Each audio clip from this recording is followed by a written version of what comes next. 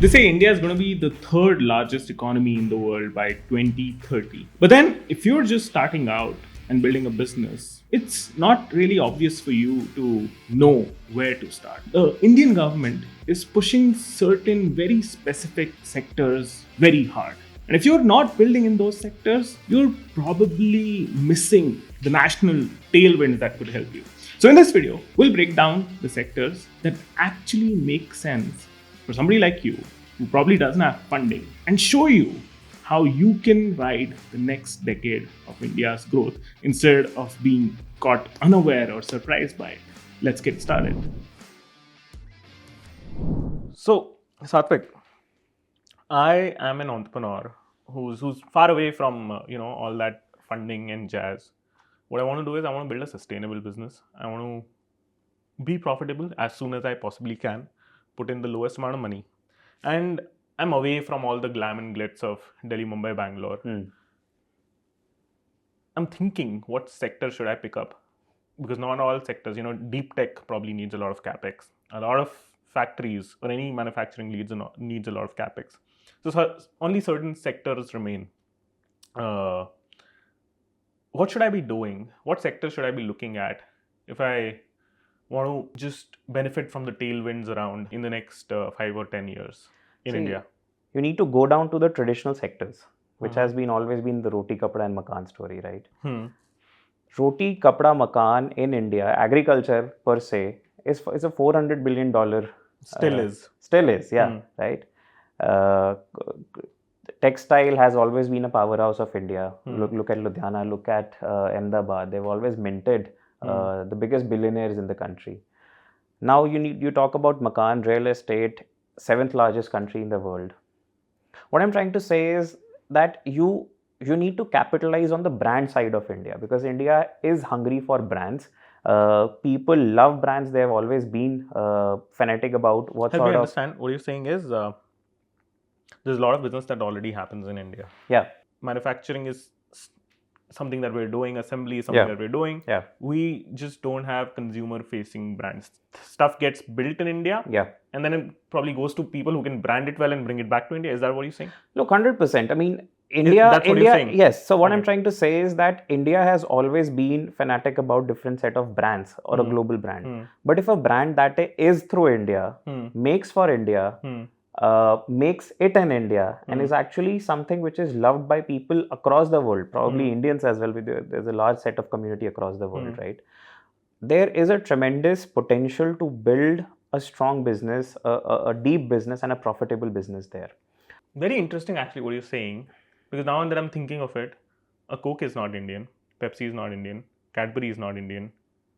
Campa Cola is Indian, and it's being resurrected, but it wasn't around for the longest time. Correct. So now they're penetrating back thanks to Reliance. But if you look at from a perspective, Indian beverage is Coke, or is that formulation an Indian concept? Is a Coke, right? Yeah.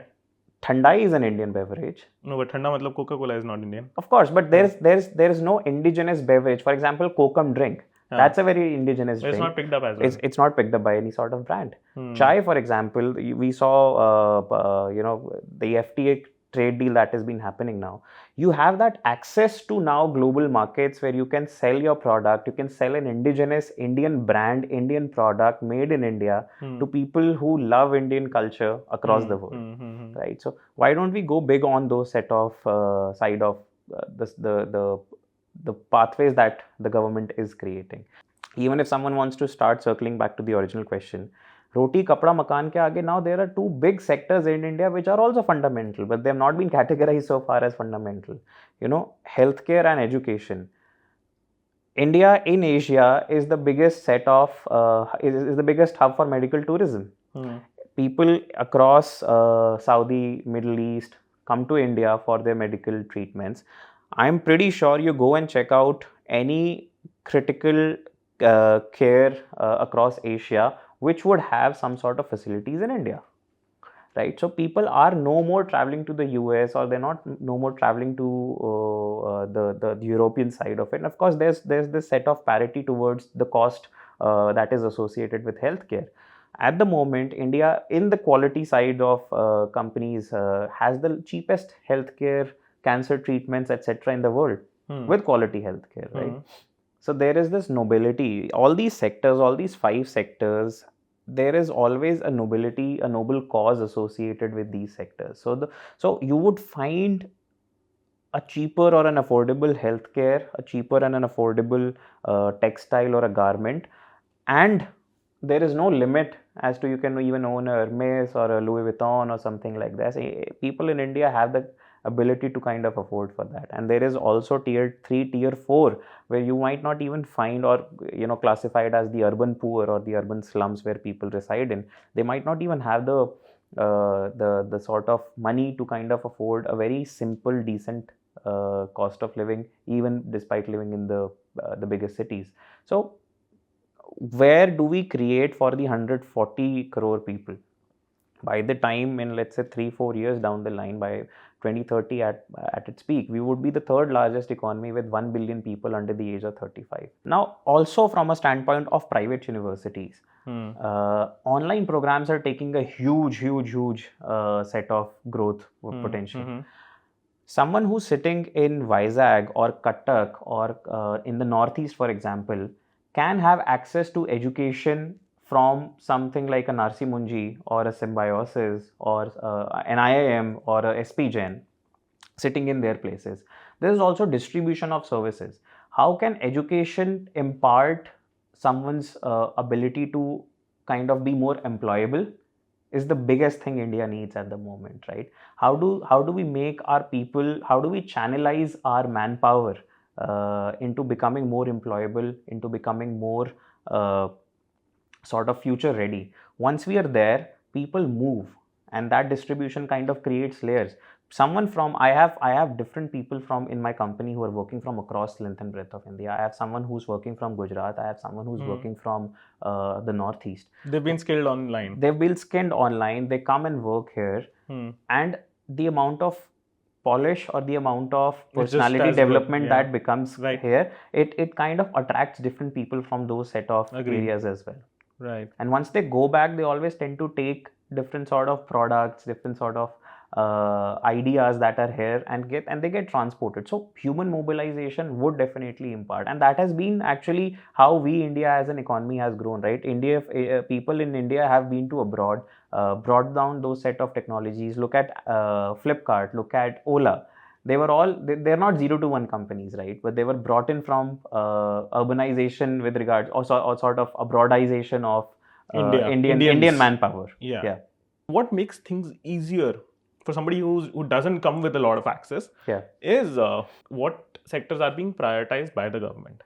Because then, you also have the institutional push in that sector that sort of takes you. You get a very natural boost. So what is the government prioritizing?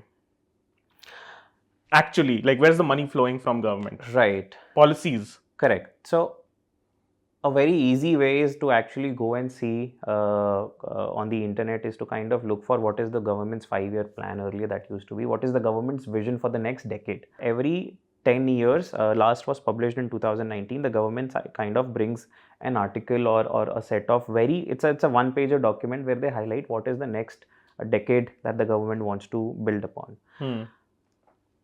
One key factor onto that document was that the government wants to make it to a 10 trillion economy launchpad.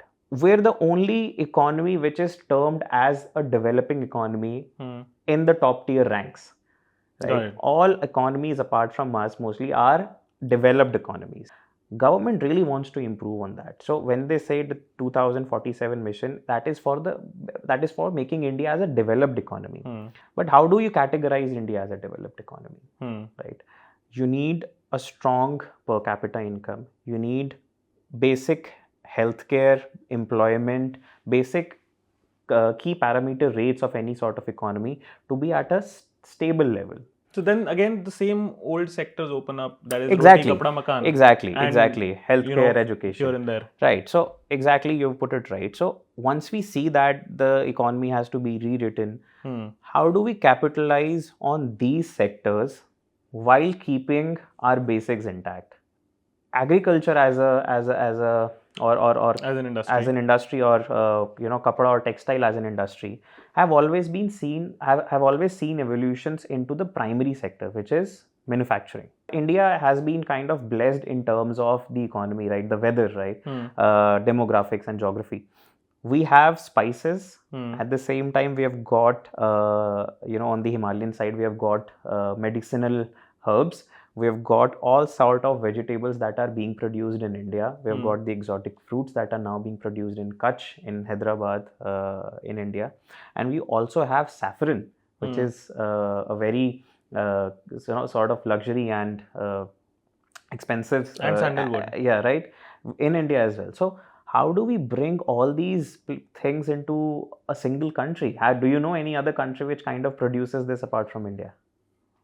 No, but interesting. I mean, India does get a lot of Yes, merit right. So for having the the set geographical of advantage. absolutely. So how do we now go back to these things, revisit these things, and play on these lines? What do we do to bring or level up these things? So to ideally do that, someone who really wants to start up is kind of find one commodity into these sectors.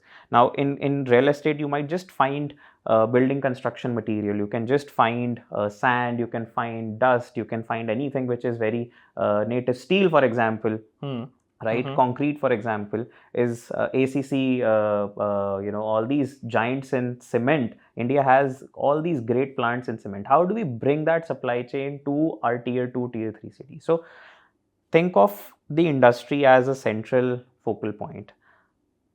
If someone really wants to build into these, my opinion is, don't really directly get into these industry. Start encircling these industries with just three things. Ideally, first with distribution.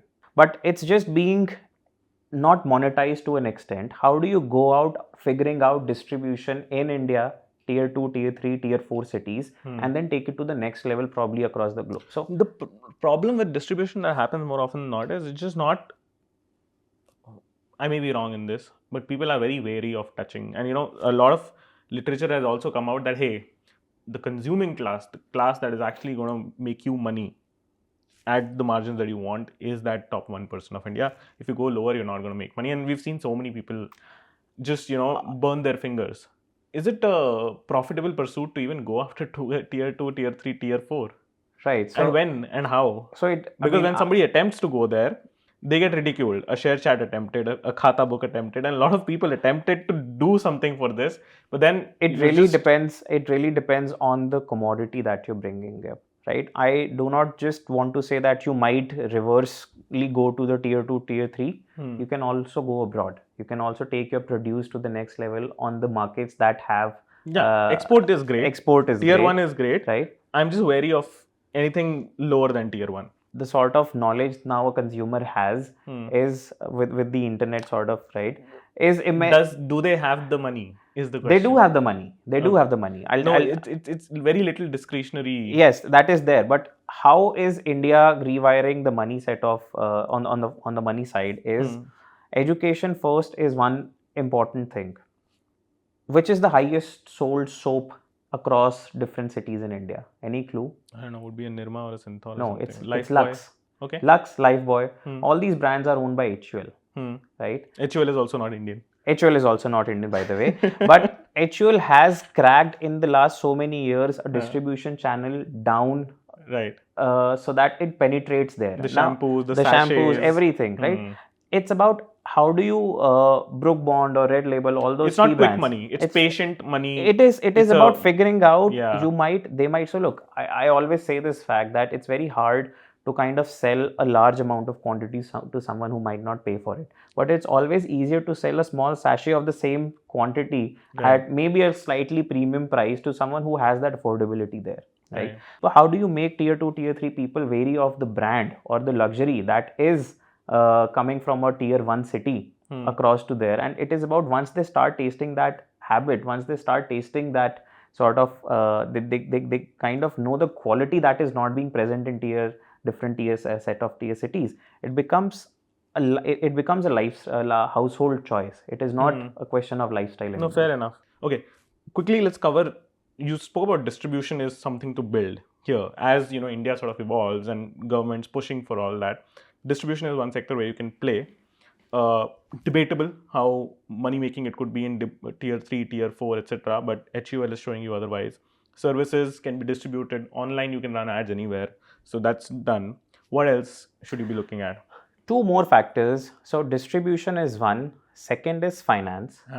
Credit? Credit, yes. Could not just credit, but in terms of, let's talk about someone who's sitting in Kashmir selling saffron, which is world quality and also has a quality which is made for India as well. So export quality as well as domestic quality.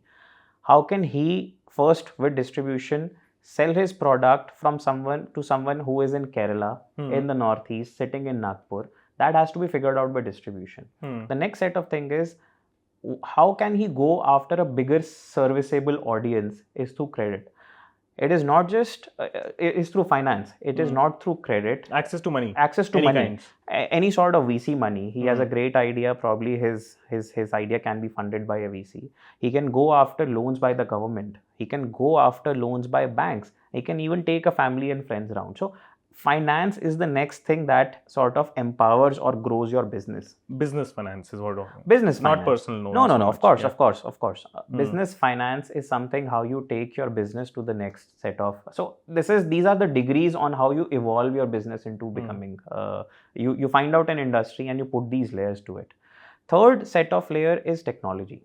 Right. Once you've kind of your product is you figured out the PMF, you've kind of figured out logistics, you figured out how your business is accepted by your brand building is there. Now you grow. Once you've also grown, this is where the idea comes into how to make it more efficient. And efficiency can mostly be achieved by technology.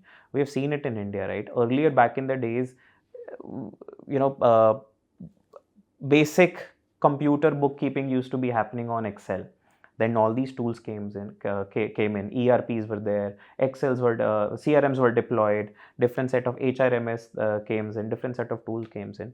Now, in the next 5 years, AI is estimated to kind of add $1 trillion into India's economy. So imagine India is currently around about 4.5 trillion, right? 25% or 22% out of that will be just given by AI in the next 3, 4, 5 years.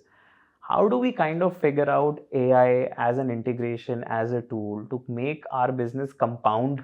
AI for each vertical is a great business for opportunity. AI, the beauty of AI is that it can be so nanonized, it can be micronized, it can be macronized depending upon how you want it to be. It's a tool, right? So your set of ability to kind of control or give it a vision will actually make it more smart. So verticalizing AI and then basis stage, whether nanoizing or microizing or etc. Yes, you can be the distributor of it. AI can actually conceptualize the entire creative stack. It's a very recent thing that we were just planning a video, some advertisement video in my company. One guy who takes care of marketing did the ideation from it through AI, did the script writing through it from AI, did the entire video set production on AI, did find the target audience on AI and actually ran it. See, there. I understand how AI in content and AI in marketing will play, but for it to be an opportunity, don't you think the things that you mentioned, fintech, agri-tech, etc., clean tech, I mean, there's so many techs. Even in tech, there's a lot of handwork, labor work that you were putting in. It just unlocks next level of efficiency. Isn't that exactly? So that is what I was talking about, efficiency or and technology. Creative AI, like creative ops. So efficiency is my idea that I'm kind of talking on. And how can efficiency? Again, I was coming on to the fact that someone who's sitting in a tier 2, tier 3, who might not have access to the best talent sitting there, can actually leverage AI and make his or her operations small, efficient, and yet profitable. Standard. Yes, gold standard, of course. Standard which are actually, because they now know, AI kind of now knows what sort of standard is across the equalizer. world. Right. It's correct. Right. Yeah. But okay, lovely. Good stuff. Thank you so much. Great, man. Thank you.